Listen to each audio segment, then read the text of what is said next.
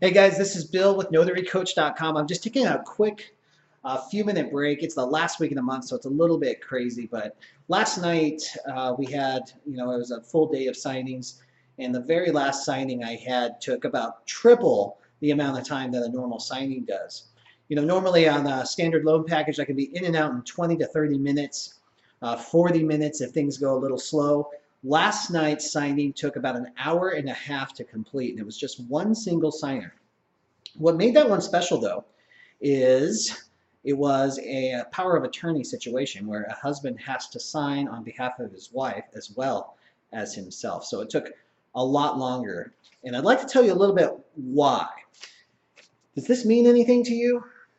All these letters right here, this jumble of letters, which is almost an entire full sentence in and of itself, is actually the legal way that this gentleman had to initial on behalf of his wife. So and I'm making up the names here, but I just want to show you what this looks like. So this is his wife's initials. It was Marilyn Davis Ramos Smith then his initials here was Carlos Ramos Daniel Smith as AIF, which is attorney in fact. So that is just how he had to initial on every single line that the lender required an initial on. Now, this particular lender had a lot of places to initial. So he was very, very busy last night, just initialing away. That is just the initial part too. So as a power of attorney or an attorney in fact, whenever that scenario is taking place, they have to sign a very special way too. And that's essentially an entire paragraph as a signature for the person who's not present, plus they have to sign the other signature line. That's their own signature or information. So that's why it takes a significant amount of time.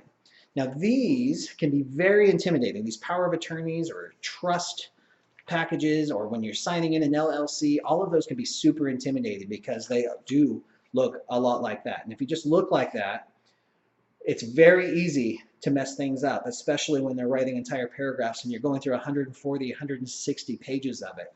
You've got to stay present in the moment, and make sure those are done correctly. However, what I will tell you is if you master this, you create another niche for yourself, and you develop a reputation as reliable and competent to do tough tasks like this. And your escrow officers will come to rely on you, and you'll get more and more business, because these show up a lot, especially in new home purchases. And also the other side of this that's very similar is trusts and trustee situations.